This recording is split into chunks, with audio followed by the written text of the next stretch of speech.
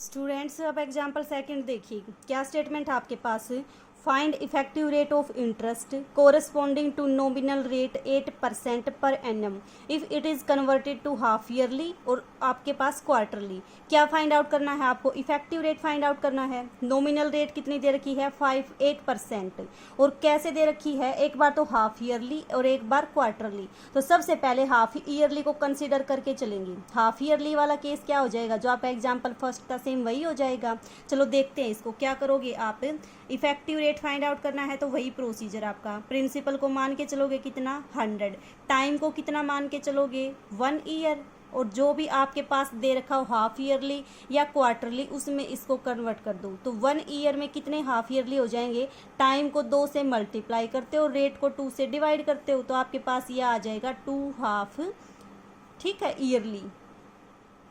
और आपके पास रेट कितनी आ जाएगी? 8/2। This is equal to 4% half yearly. ठीक है, क्या फाइंड आउट कर दो? अमाउंट फाइंड आउट कर दो। अमाउंट क्या आ जाएगा आपके पास? Amount is equal to principal into 1 plus rate by 100 power time. Rate कितनी है आपके पास? 4। टाइम कितना है? 2।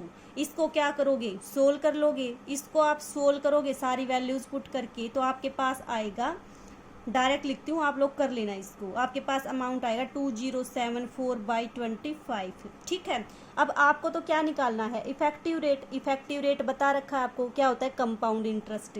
तो कंपाउंड इंटरेस्ट क्या आ जाएगा आपके पास? Amount minus principal. अमाउंट की वैल्यू आपके पास निकाल रखी है, ये प्रिंसिपल कितना है आपके पास? 100। This is equal to 8.16। ये 8.16 आपके पास क्या है? इफेक्टिव रेट है। ठीक है, ये आपके पास क्या आ गई? Effective rate. तो इस टाइप के जो क्वेश्चन है जिसमें इफेक्टिव रेट आपको फाइंड आउट करना है, आप इस तरह से फाइंड आउट करोगे।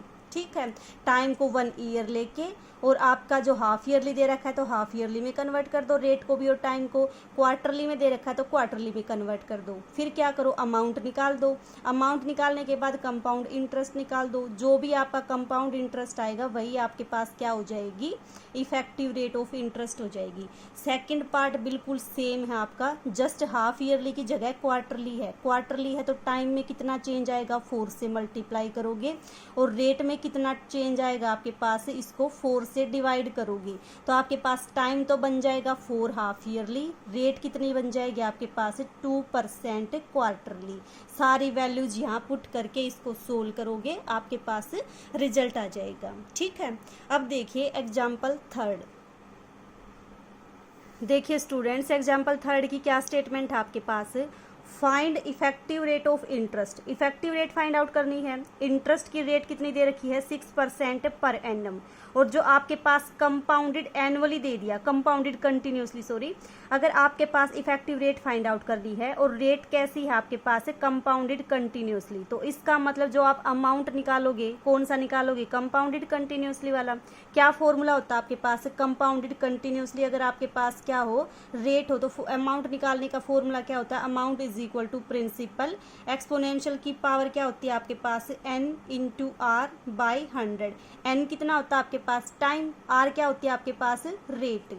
तो देखो करो इस क्वेश्चन को। इफेक्टिव रेट निकालना है, प्रिंसिपल को क्या मान के चलोगे? 100। तो आपने मान लिया let principal is equal to 100। ठीक है, इफेक्टिव रेट के लिए टाइम को कितना मान के चलते हो? 1 ईयर। टाइम को आप 1 ईयर मान के चलते हो। रेट कितनी दे रखी है आपके पास? 6% पर एनम, ना हाफ ईयरली ना क्वार्टरली। ठीक है, तो क्या करो? अमाउंट निकाल दो, कंटिन्यूसली कंपाउंड एन अमाउंट निकाल दो। इसका कितना आ जाएगा? Amount is equal to principal, exponential की पावर टाइम कितना है? 1, आर कितना है? 6 by 100। This is equal to कितना आएगा? 100 ई रेज टू पावर 0.06। ठीक है, तो अमाउंट की वैल्यू आपके पास ये आ गई। आपको क्या फाइंड आउट करना है? Compound interest. कंपाउंड इंटरेस्ट क्या होता है आपके पास? Amount minus principal. तो सबसे पहले इस अमाउंट की वैल्यू फाइंड आउट करोगे। तो कैसे फाइंड आउट करोगे? वही आपका लोग लगा के क्या करोगे? लोग अप्लाई कर दो दोनों तरफ। तो क्या आ जाएगा आपके पास? Log of a is equal to m into n. तो क्या बन जाएगा? Log m plus log n. Power क्या आ जाएगी? आगे आ जाएगी। तो आपके पास बनेगा लोग ऑफ 100 प्लस पावर आपकी आएगी आगे और log ऑफ e, ठीक है। e की वैल्यू कितनी होती है आपके पास 2.7183, इसकी वैल्यू फाइंड आउट कर लोगे। जैसे log की वैल्यू आपको फाइंड आउट करनी बता रखी है, log 100 की भी वैल्यू फाइंड आउट कर लोगे। सारी वैल्यूज इसमें पुट करके आपके पास कितना आएगा इसका, ये आपके पास आएगा 2.0261।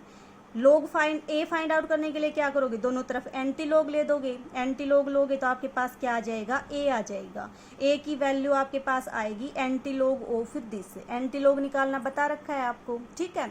तो आपके पास डायरेक्ट लिखती हूँ, कितना आ जाएगा 106.2। प्रिंसिपल आपका 100, अमाउंट आपका ये, तो आपके पास जो कंपाउंड इंटरेस्ट बनेगा वो कितना बन जाएगा, अमाउंट माइनस प्रिंसिपल, कितना आ जाएगा 6.2। और क्या बताया था, ये जो कंपाउंड इंटरेस्ट होता है वही आपके पास क्या होती है, इफेक्टिव रेट ऑफ इंटरेस्ट। तो ये आपके पास क्या आ गई 6.2% कंपाउंड इंटरेस्ट की इफेक्टिव रेट आ गई, ठीक है।